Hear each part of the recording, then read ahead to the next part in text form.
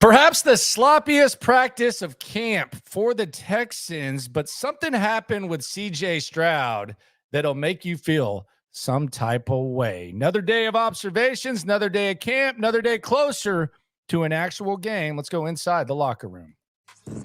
Hey, locker room, yeah, we in the locker room.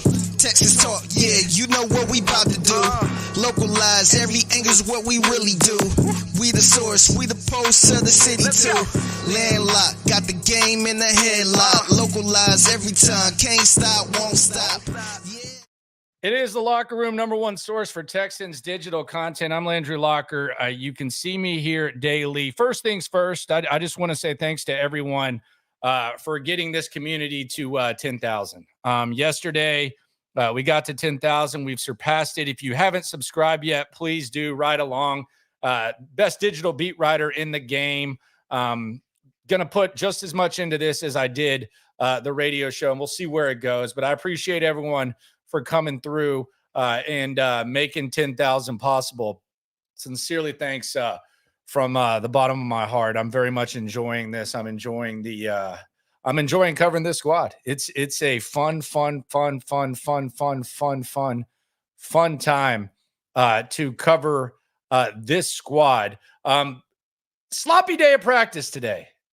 You watch it, and it's very sloppy. Perhaps the sloppiest, but CJ Stroud did something that I made immediate note of, and I'll tell you at the end of this how exactly the team responded. First, though, it's sometimes like a jamoke like me will say something, and then the coach or the player will go up there and say something completely different. That doesn't make me wrong. That doesn't make them wrong.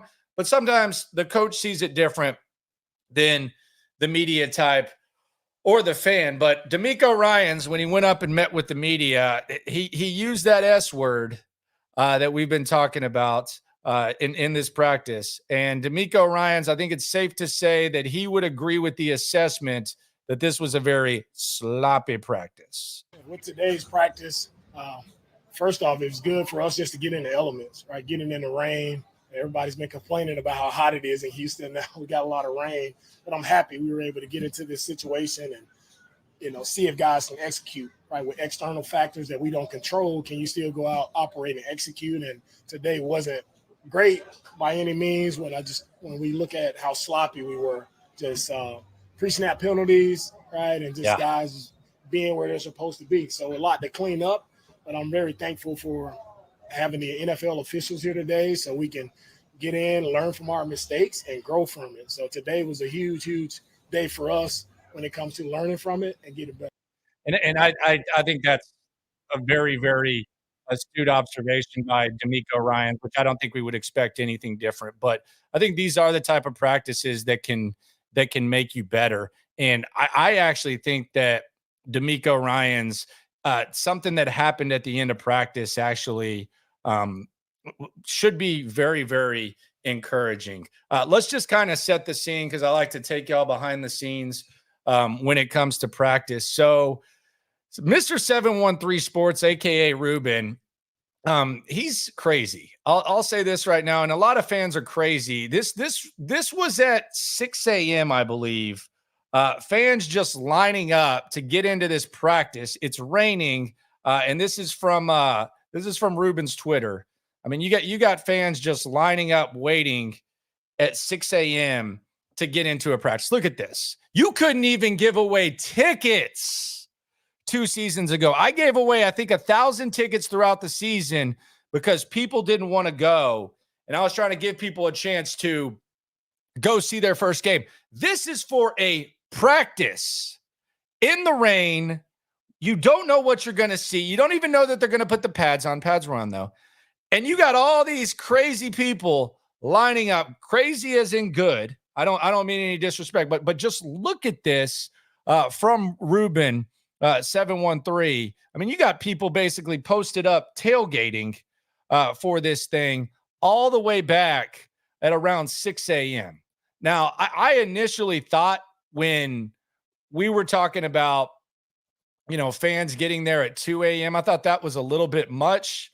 but the fans are getting, you might have to get there at 6, 7 a.m. to be able to watch this team practice. And that is absolutely crazy. The fans were in the rain 4 hours. Chris, appreciate the super $10 for 10K. Respect the grind. Nobody works harder. Appreciate you for being here. Was it sloppy because of the rain? Perhaps that could be the case. For sure. That could definitely be the case. There was another fight to talk about in a second. There was someone on this team that was just completely jacked up. Look at this guy, Jorge Flores. What a day. I was soaked, stood in the rain since 3 a.m. I messaged someone on here said, Landry, where's my breakfast? I messaged him and he got back to me, but he was already at the Bud Light tent. So there was that, but 3 a.m., that's wild. And there's a lot of people in there. Appreciate all the congrats. You could walk in at 8:30 and still get a spot just fine. That's kind of me too. I don't think you need to get out there. But yeah, it was definitely packed. And there was more examples of national media types wanting to see what was up with the Texans. Will Compton and Taylor Lewan were both there. A couple of interesting nugs with them. They were interacting with Devin Sanchez, one of the top recruits in the nation, depending where you look, anywhere from 1 to 4 on the cornerback rankings out of North Shore. He was there. He was doing his thing. He kind of had a camera as well. They took a liking to him. He actually was on the field with CJ Stroud after practice, kind of picking his brain. And shout out to CJ for being such a good mentor. But this is a confident dude, big dude, and he's going to Ohio State. So you got to be a dog to go to Ohio State. You got to be a dog to even be on the team at North Shore, and you damn sure got to be a dog to be one of the highest recruited players in the nation. So he was on display. I got a feeling we'll know who the hell he is, or everybody will. A lot of people around here already do, sooner rather than later. Funny moment with Taylor Lewan before we get into the team stuff. So Taylor Lewan was looking out there and he goes, look at number 0. That dude is spatted up. That might be the most spatted up guy that I've ever seen at a practice. And someone had the roster, one of his people, I think Will actually said to him, that's Azeez Al-Shaair, the former Tennessee Titan. And Taylor Lewan was just kind of like, oh, F.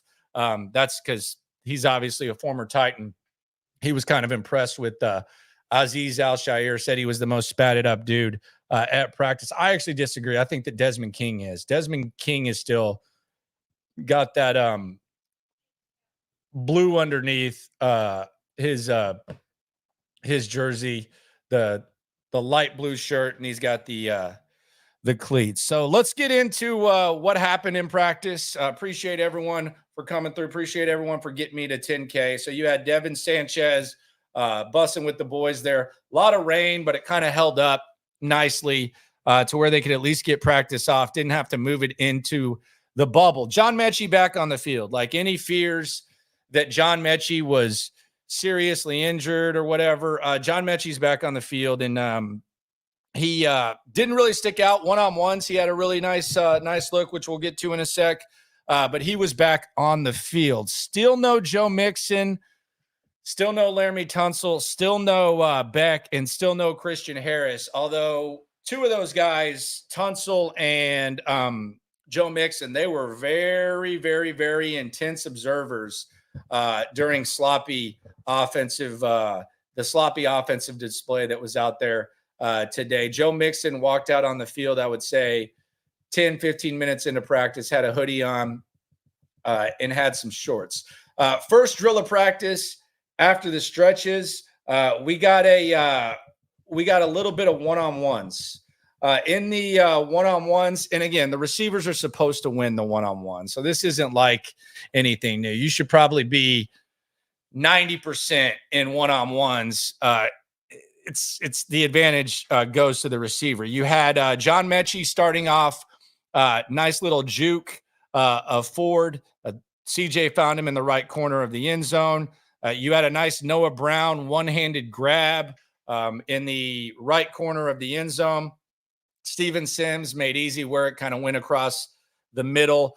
You had Nico versus Lassiter in the back corner of the end zone. Nico went up and caught the fade. And then you had Mechie versus King. And I don't know whether this would have counted or not because Des King kind of got underneath Mechie, had a little bit of trouble getting off the line of scrimmage. Not too much. Recovered nicely. They found him in the front left corner of the end zone, but it was a good battle. And you got to wonder if maybe King held him up enough there on that.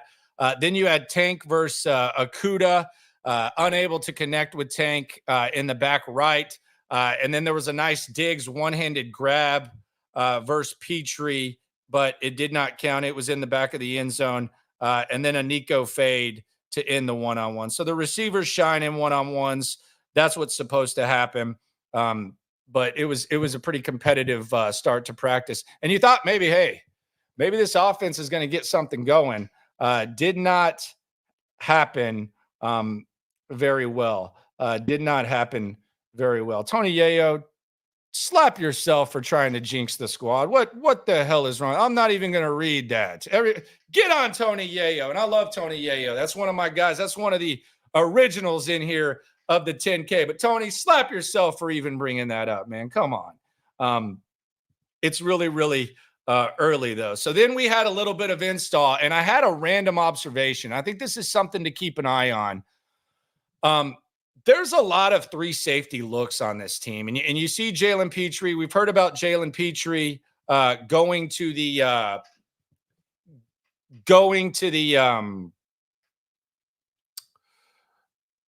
line of scrimmage and performing the same way he did at Baylor. We're seeing a lot of three safeties, and I think Eric Murray might be a pretty decent piece of this offense. I think Eric Murray might be a decent piece of this defense, and he looks the part. I don't know if Eric Murray's put on weight. I don't know if just he's out there more, so you're noticing him more. But Eric Murray, he's having a good camp, and it has me wondering, like, is he going to be a major factor? Like, are we going to see Eric Murray playing over half the snaps on defense? Maybe this is just something they're trying to work on, but it's interesting. And it also leads me to wonder, like, are they going to be in on Justin Simmons? Because if they're willing to put Eric Murray on the field as much as they're willing to put him on the field and he looks good, would they be willing to bring in Justin Simmons? I was initially kind of dismissive, but my notion was always this. Whether you draft a safety, whether you sign a safety, you're not giving up on Jalen Petrie. I said this even coming off of last year. You're not giving up on him. It's his third season. He could develop into being the starter next year. He could find such a valuable role that in this new role, you almost want him in that role and you want to bring in other guys. But I'm just sitting there, and there's a lot of three safety looks, and there's a lot of Eric Murray. And I'm just wondering, are we going to see a lot of Eric Murray? And does that mean that maybe they're going to be open to Justin Simmons because they're using Petrie in a unique way? Again, could just be something they're really, really working on in practice, and they want to see what it looks like with Petrie. And then who knows, maybe when they get in a game, it looks like crap. But if you're at practice and you're actually watching practice, you see a lot of number 23. And quite frankly, the guy looks the damn part out there. He looks the damn part out there. And I think it's really, really impressive to see. I just wonder what that's going to look like. And Petrie's doing his thing. Petrie had a good, you'll hear from Jalen Petrie as we break this down. It is practice observations here. The most in-depth practice observations you can get right here in the locker room, where you get your best digital Texans coverage. We'll get to the moment with CJ Stroud in a sec, but that was just my that was just my observation from install. Is damn, Eric Murray, he looks kind of like a badass, and he's out there quite a lot.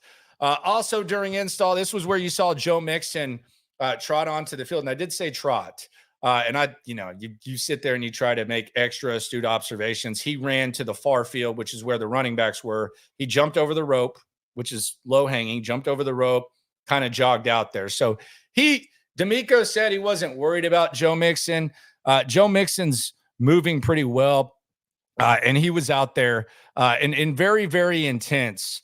And you'll hear that in a sec. So after the install, we went to special teams. And on special teams, Ka'imi Fairbairn, I think I've watched Ka'imi Fairbairn kick now for like in person at camp for the better part of 10 years. And I got to tell you, he might be kicking better than he ever has. Now, there was a blunder, but he wasn't alone in that. But as far as special teams won, Ka'imi went 4 for 4, and he made a 57 and 62 yarder with ease. So little bit of missed, wet ball, all of that. Fairbairn from 57 and 62, easy money. In the 40s for the other two. But Fairbairn looked good. Also looked a little bit more comfortable kicking off. Again, don't know if I want my guy who's kicking 62 yarders. Don't know if I really want him kicking off and trying to make tackles. But hey, it's the new rules. They'll figure it out. D'Amico actually asked him about the special teams rules. He said, we got to figure it out. It's kind of like a trial by error type of thing. And everyone's in the same boat there. But yeah, Ka'imi Fairbairn, 4 for 4, 62, easy. No Dare practicing kickoffs. No, thank you. I don't think that's going to be a thing at all. But Ka'imi Fairbairn is kicking. He is kicking better than he ever has, at least through my eyes. I think he is. I'm going to ask John Weeks that. He's going to join us probably in the next week and a half or so, week or two.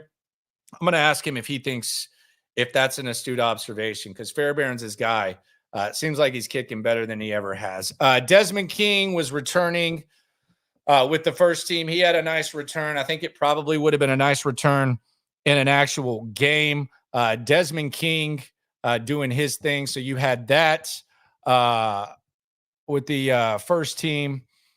Same guys really returning kicks. I think it's going to be Desmond King though to look out for, him or Sims. And we'll figure that out. PTSD with the kicking situation last year. Yes, it sucked when you didn't have Fairbairn. The Amendola experience wasn't that fun. Townsend will probably be the kickoff kicker. I haven't seen. I mean, you're saying that. I'm been at every practice. I haven't seen him even practice it. So I haven't seen. Maybe it's happening like on the side field. I haven't seen Townsend kick off a tee. And in team, we haven't seen him kick off a tee. So if you think if you know something I don't know, then perhaps maybe there's something they're up to. Maybe they'll eventually get to it. But as of right now, I haven't seen Townsend kick the ball off once. So I don't know if that's a safe assessment. For me, just based on what I'm watching, Fairbairn's more comfortable kicking off. I think it's kind of like the distance between a hanging kick and squib. I have no problem kicking out of the end zone, just giving them the ball at the 30. I'm not sitting here and saying that that's ideal. I know that the optics, we've gone from 20 to 25 to 30. I just like risk reward for me is a factor. Like even a perfectly covered kick in this format, I think they're getting between the 21 to the 25 more times than not. There's exceptions, but 21 to 25 is risking a kicker like Ka'imi Fairbairn worth it. It damn sure isn't in like a 14-point game. But yeah, I don't know what the risk reward is for that. The starting offensive line has been constant. We haven't even really had there. I don't know that there's even competition at O-line. Now, obviously, when the game happens, depending on what Kenyon Green does, there could be some sort of competition, maybe at left guard. But as of right now, there's not any shuffling right now. Blake Fisher's been your left tackle with Tunsil out. He looks like he's on the fast track towards being the swing tackle. Kenyon Green's your left guard. Juice Scruggs is your center. And then it's Shaq and it's Titus Howard. The offensive line has been completely constant. It's not even really close. Juice Scruggs, by the way, he's been interesting because there was talks that maybe there's a center competition between him and Jared Patterson. No, not even. Not. I don't even think that's even remotely a thing. I don't think there's any possibility that happens. I think he could have a horrible preseason game and they would just work through it with him. There's a reason they liked him in the second round. Last year was kind of like an emergency situation where they had to throw him at guard. But I think Juice Scruggs, there's no competition there. So the offensive line is set. Let's move on to team one. Team one, there were 4 periods of team, and it was a total slot fest. It was an absolute slot fest. First and 10, first play of team one, Dameon Pierce got completely blown up, -3 yards to be exact, which made it 2nd and 13. Then they threw an out to Diggs for 9 yards on 3rd and 4. CJ Stroud went back to pass. Jimmy Ward with the pass breakup from his BFF, intended for his BFF, Dalton Schultz. So yeah, Jimmy Ward with the pass breakup. 4th and 4, same exact side of the field where Derek Stingley and Tank Dell went toe-to-toe last practice, where Stingley had the interception. This time CJ tries to find him to move the chains on 4th and 4. Stingley completely locked him up, and the ball kind of skipped out of bounds. And I don't think there would have been a flag. I think it was just normal contact. But Derek Stingley on the coverage of Tank Dell. So the offense goes 4 and out. Then came in Davis Mills. First play, he ran a bootleg. There was defensive holding, so they moved the ball up, got it to 1st and 10. Taylor got stuffed on a run by Kurt Heinisch and Khalil Davis. Then on 2nd and 10, you had a false start by Jalen Thomas. Back that ass up. Then 2nd and 15, you had a false start by David Sharp. Back that ass up. 2nd and 20, Brevin Jordan underneath, completely blown up. Or actually, Jawad Jordan, Jawad Jordan, completely blown up by Delshawn Phillips. And then on 3rd and 16, slop on both ends. So it's 3rd and 16. They throw the ball in front of the chains. D'Angelo Ross gets a defensive penalty, which gives the offense a 1st and 10. Then you had an incomplete pass. You had a sweep to Brooks, another penalty, and it was just a complete slop fest. Although you did have Ben Skoranek a leaping catch in the end zone, and Skoranek was gassed up. That was another observation. Skoranek was gassed up. He got in a little bit of a scuffle that we'll get to a little later on in team, but he had the catch. He was running all over the place. There was one time where there was a throw to the sidelines, and he kind of ran towards the media where we were, and he goes, I got to give him credit for that play. But Skoranek, I don't know if he likes the rain. I don't know if the rain is like Popeye spinach for him, but he was gassed up. But this was team period 1 was an absolute bleep show. It was awful. It was as bad as the offense has looked going back to 2021 in practice. And I'm going early Davis Mills. This was bad. It was really bad. And how bad was it? Kyami Fairbairn, who had just kicked a 57 and 62 yarder, he misses from 36 wide right. That's how bad team period 1 was for this offense. It was an absolute, the only way to describe it is an absolute slob fest. And D'Amico Ryans talked about that as well afterwards. We'll hear from him tonight in the night stream. We'll get more into the what D'Amico had to say about that. Team 2 breakdown. Moderate slop and another scuffle. So there was a scuffle that got a lot of attention a couple of days ago. There was another one today in team 2, and there was moderate slop coming off the complete slop fest. There was moderate slop. 1st and 10, CJ to Diggs, out of bounds, a little bit long. Pause. Didn't really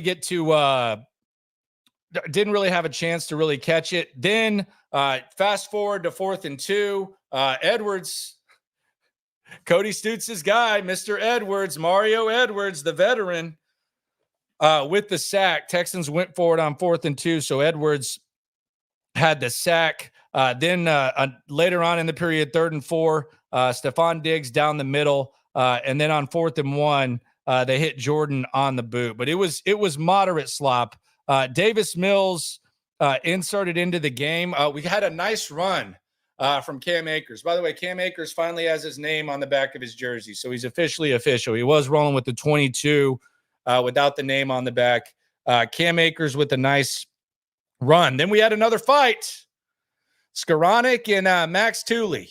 They get into it. A little bit of a late shoving match. Nothing major.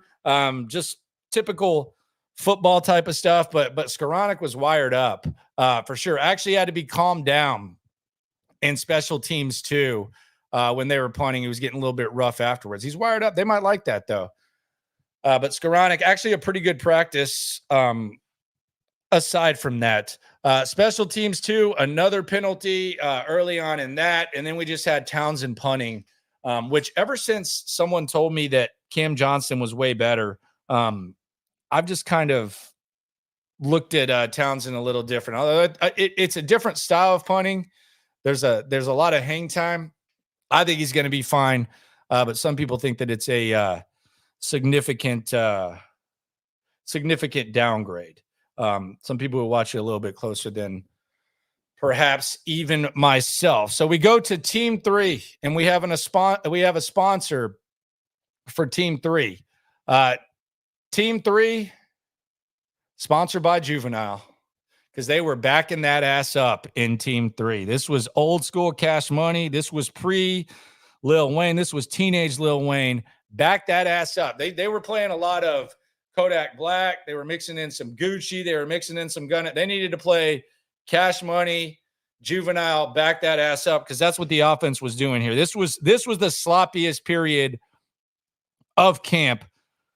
1st and 10, you had an immediate penalty. So it's almost like coming out of a timeout or a first play of a game. You had an immediate penalty, procedure penalty. So they backed it up.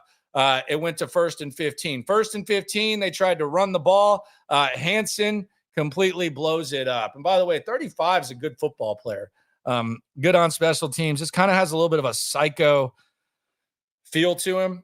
You can tell they like him on special teams. He did his thing. 2nd and 14, they threw a sideways pass to CJ's right to Tank Dell, who was in the slot.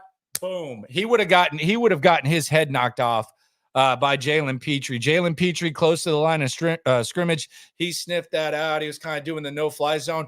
I don't know what happens to Tank, but in a real game, you recognize it like that. Bad things could happen. And speaking of bad things, so 3rd and 16, we're backing that ass up like Juvenile. 3rd and 16, you have a play where Danielle Hunter probably would have hurt CJ Stroud. That's how free he got. He was lined up, I think, over Titus Howard. He got in there. No shame in that. You're going to get beat by Danielle Hunter every once in a while, but he would have lit CJ Stroud up on 3rd and 16. Other thing is they might not have even ran that play on 3rd and 16 in a game. They might have just ran the rock, because you don't want situations like that where the D lineman is kind of foaming at the mouth and just going at the quarterback. But that would have been ugly. Fortunately, CJ's wearing the red jersey. Then you had 1st and 10, another sack. Will Anderson would have had this sack. This one would have, if CJ Stroud would have been able to remain in the game after the Hunter hit, this might have taken him out. You look across the sidelines, you can tell that it's getting urgent, and you can tell that the offense is looking like crap, because you see Laramie Tunsil and Joe Mixon. They're kind of sitting there with their hand. They got that head coach hands on the knees type of thing. They're intense. They're kind of yelling, clapping a little bit. So you can tell that the offense is looking bad, because those guys are in the zone. They look like damn coaches. They look like Kirby Smart at Georgia. They almost needed like a guy holding them by their britches back. because they were paying that much attention. So 2nd and 9, Dare for nothing. 3rd and 8, tank up the middle, short, the end. And this is where CJ Stroud completely gets pissed. I don't want to say he threw a water bottle. All I'm going to say, because I don't want to accuse him of it, I wouldn't have blamed him if he did, because the offense looked that bad.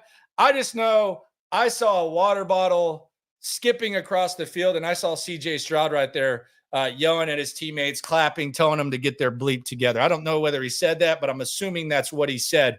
But he was very animated with his teammates. I'll tell you how they responded in a sec. First, though, we talked about special teams. Let's hear what Brevin Jordan had to say about special teams covering kicks. I asked him about that because we know he's going to do it. Here's Brevin Jordan, and then I'll let you know how CJ Stroud's teammates responded to his emotion and frustration with perhaps the sloppiest this offense has looked since he's been here. First, though, let's hear from Brevin Jordan talking about covering kicks. God, this guy's the freaking best. This is Brevin Jordan when I asked him about playing some special teams. How do you like special teams? Frank brought it up the other day. Yeah, special teams is dope, bro. I mean, you got to have a different mentality to do it. Whenever I'm on kickoff or something like that, the first thing that comes to my mind, like Spartan 300 charge type shit. You know what I'm saying? Like some crazy shit. So I enjoy kickoff. It's dope.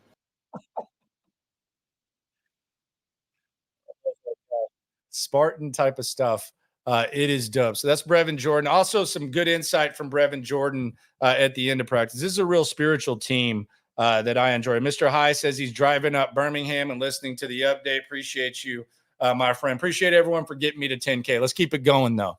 Let's keep that momentum going. The community is growing and growing. So just talked about CJ Stroud getting pissed. I'm not going to say whether he threw a water bottle. I don't want to get semantic. I wouldn't have blamed him.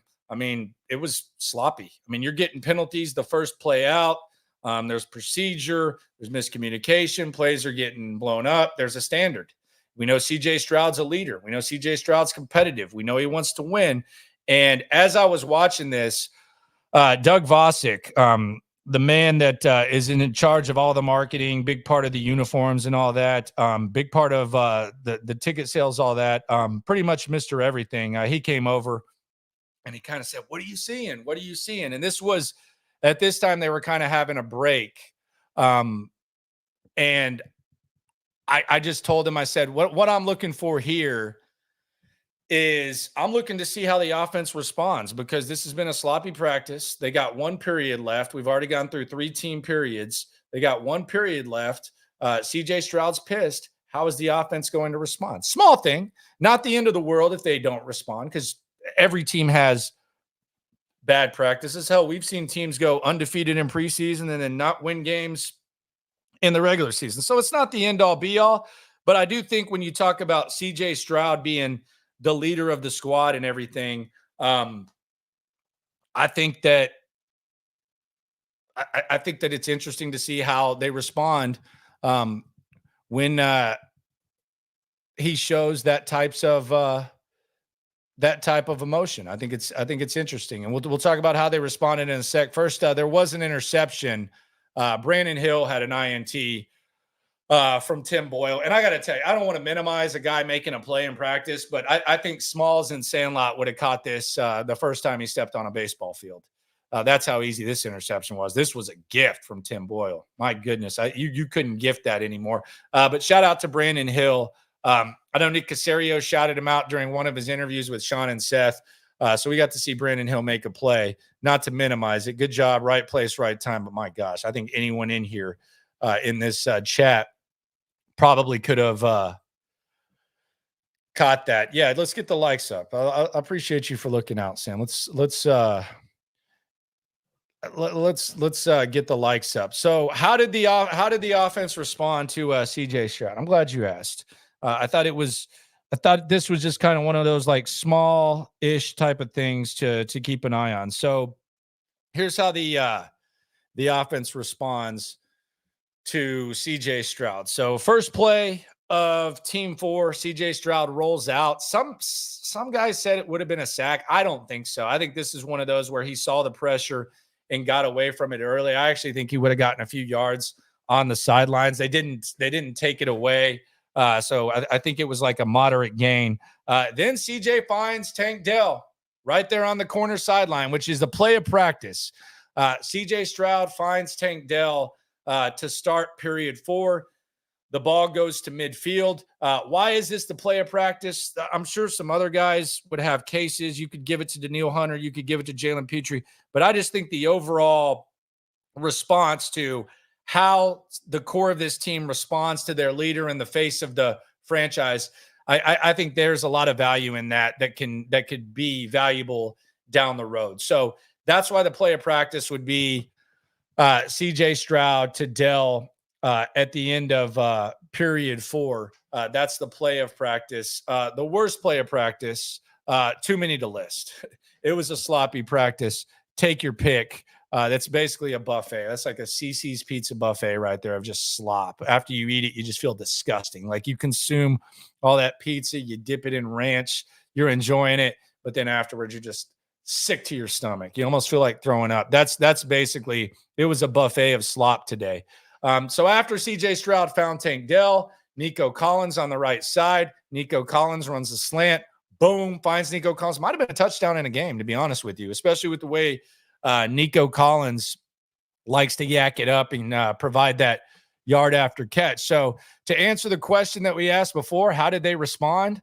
They responded well. Best they looked. They responded well and probably would have ended up in the end zone. So CJ Stroud shows the fire after a sloppy practice, which D'Amico Ryans confirmed was a sloppy practice, and the team responded. So you always talk about CJ Stroud's leadership. You talk about how, this team has gravitated to him from the very beginning.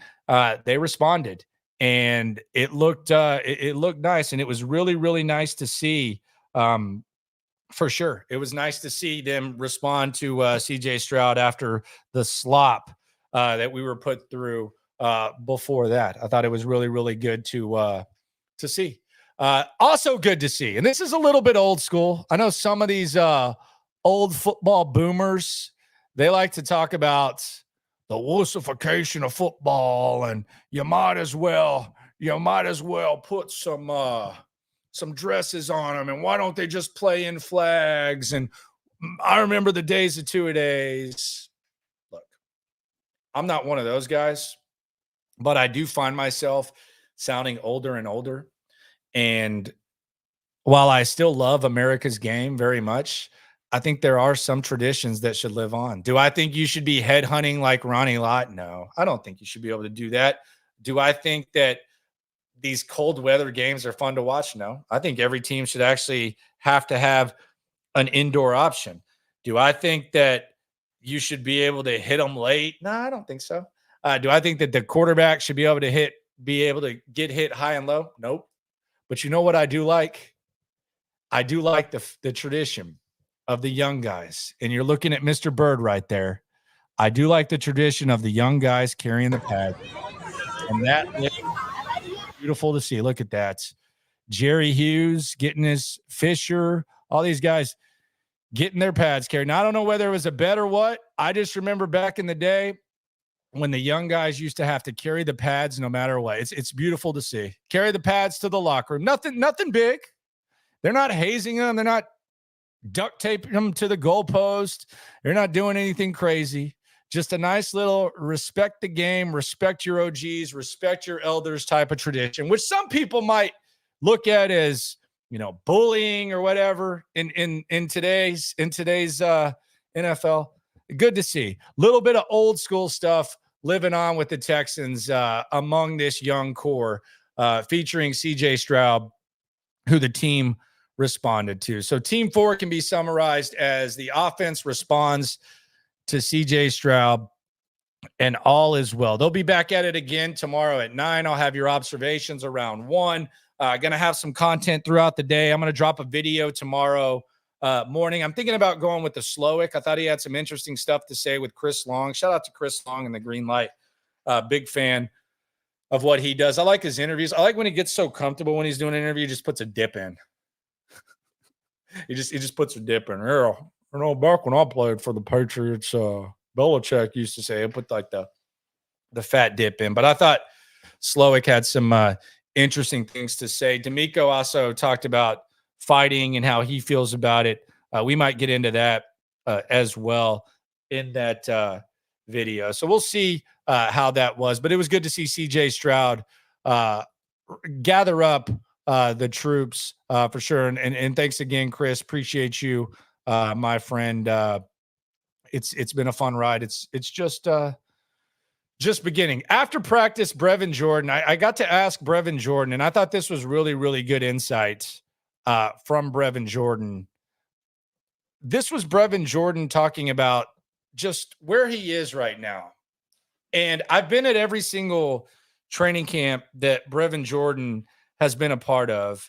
And I go back to year one, where he was just kind of a late in the game tight end, really athletic, but he was a late in the game tight end who spent the majority of his time playing football at the running back position. He was kind of still learning the position, kind of like Christian Harris, who'd only played linebacker 3 times when he got here, or 3 years, I should say, when he got here, which all 3 of those were starting for Nick Saban, which is pretty impressive.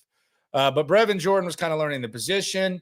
Then I remember year 2, it was basically like a body transformation. He talked about eating better, and you could tell that he kind of cut some fat. And then last year, you thought he was competing for a job. He gets hurt in camp. They show faith in him. He makes some big plays throughout the season. I remember when he joined the show before he got the start for Schultz, and he said, "Hell yes, you bet your ass. This is the biggest game of my career." He went out there and had a career game. Then the play against the Browns, which you'll hear he's kind of tired of, to this year where he's going to be on the team. It's a contract year. He's going to be contributing on special teams. I think this is some really good insight from Brevin Jordan. And this team, and I know CJ is kind of the face of it, and I do think that CJ kind of elevates the desire to, because he is a leader, the desire to be like this. But it seems like there's been a lot of spirituality on this team, where we've heard CJ Stroud talk about it from the jump. I mean, he's thanking Jesus Christ at practice press conferences before he speaks. Will Anderson on day 1 of camp, Will Anderson came out and said, this has been a crazy offseason for me, a really good offseason for me, because I got closer to God. I got more spiritual. And he talked about it. Jalen Petrie, he spoke about it as well. Titus Howard spoke about it. And Brevin Jordan's kind of speaking on it as well. And this was Brevin Jordan talking about where he's at right now and just what a roller coaster it's been for him his first 4 years into camp, which I've gotten a close look at, and I've enjoyed watching. 4 years now. First year, kind of trying to figure it out. Second year, body transformation. And then last year, you thought you were fighting for a job, and they showed belief in you. What is this camp like when you look back at those last 3 that have all been so much different? Man, that's a great question, bro. Honestly, I look back to my first 3 years in the league. I just turned 24, and man, I look back and I feel like I didn't know anything, bro.